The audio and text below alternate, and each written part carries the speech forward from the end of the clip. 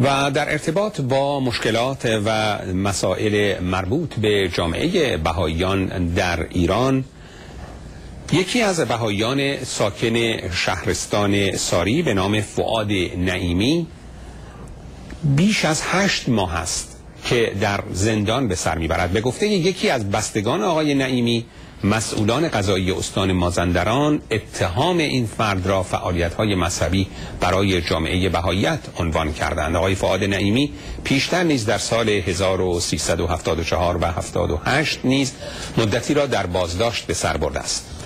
کیانوش ایقانی از بستگان فؤاد نعیمی در خصوص آخرین وضعیت وی به صدای آمریکا چنین میگوید: در سال 1384 ایشون رو فرا میخونم به اطلاعات مرکزی مازندران، آقایی به نام موحد مسئول اطلاعات مرکز استان و 58 روز ایشون رو بدون تفهیم اتهام نگه میدارن و حکمی که بهشون وارد میکنن این است که شما مسئول نشر طرح فضائل که طرح اخلاقی روحانی در رابطه با داخل جامعه بهایی است، نه خارج جامعه، و کتاباش فقط مختص جامعه بهایی و در داخل جامعه بهایی منتشر میشه، ایشون رو متهم به این جرم میکنه و ایشون رو 58 روز نگه میداره و این بار دادگاه انقلاب حکم 2 سال حبس و 2 سال و نیم تبعید به شهر اقلید رو برایشون صادر میکنه. ایشون برای تجدید نظر میرن. بعد از اینکه جوابش میاد، پیش از اینکه اجرای احکام وارد کار بشه، در شب 6 خرداد ماه 1387 لباس شخصی های اطلاعات میان در منزل ایشون و ایشون رو کتبسته میبرن به زندان عمومی ساری و تا 3 روز نه مسئولین زندان نه ایشون نمیدونستن که علت چیه. در روز سوم ایشون رو میبرن به دادگاه و دادگاه رد در حقیقت درخواست تجدید نظر ایشون و در حقیقت ابرام حکم دادگاه انقلاب رو بهشون ابلاغ میکنه و از همونجا دوباره برشون میگردن به زندان عمومی ساری. مسئله ایشون در زندان ساری پایان یافته نیست. 9 ماه پس از محکومیت 20 روز پیش ایشون رو دوباره از زندان عمومی آقای موحد منتقلش میکنه به زندان اطلاعات ساری به مدت 10 روز، باز هم بدون تفهیم اتهام، بدون حق وکیل، بدون حق ملاقات ایشون رو نگه میداره. پس از پایان 10 روز با ادعای اینکه فردی دادستانی در قائم شهر تحت عنوان زادمهر ایشون رو میبرن به قائم شهر، به مدت 10 روز هم اونجا نگهش میدارن و اخیراً یعنی 2 روز پیش ایشون دوباره برمیگردن به زندان اطلاعات، به زندان عمومی ساری و ما نه علتش رو میدونیم. اخیراً من در تماس که با خواهرم داشتم، ایشون من گفت من اصلا نمیدونم علت این در حقیقت آوردن ایشون بین زندان عمومی ساری و زندان اطلاعات چیه.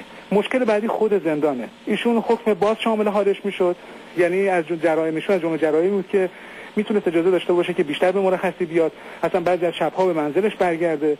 متاسفانه این حکم از ایشون سلب شده و مسئولان زندان گفتن که علتش است که اطلاعات مازندران از ما درخواست کرده که ما این حکم از شما در حقیقت این حق از شما سلب بکنیم. و مورد بعدش هم است که برای مواردی مثل عزاداری عاشورا که ایشون اصلا صرفا یک بهایی است، اگر ایشون در عزاداری عاشورا شرکت نکنه ایشون رو به همراه همبندشون آقای فیض الله روشن که ایشون هم وضعیتی مشابه دارن که قابل ذکر هست واقعا، میبرنشون به بند تنبیهی، سراشون رو میتراشن، تنبیهشون میکنن که شما چرا در عزاداری عاشورا شرکت نمیکنید. همونطور که میدونید 7 تن از رهبران بهایی همکنون در زندان هستند. شما دستگیری این 7 تن رو با ادامه بازداشت آقای فؤاد نعیمی ارتباطی در اینا میبینید؟ 100%.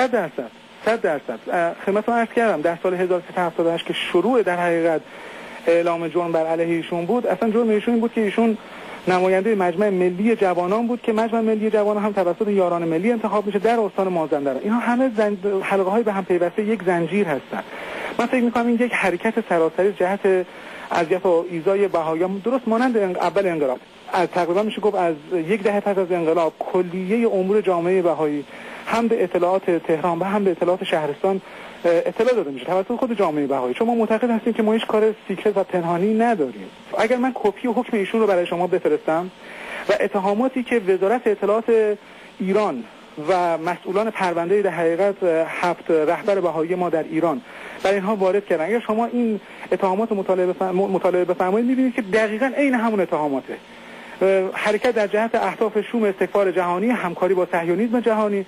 الان مدت 30 سال ما داریم فریاد میزنیم آقا جان اون زمانی که اصلا پیامبر ما به اونجا تبعید شد دولت اسلامی عثمانی بوده و امپراتوری عثمانی در اونجا بوده، اصلا صهیونیسم در کار نبوده. ولی متاسفانه گوش شنوایی اصلا وجود نداره در این رابطه.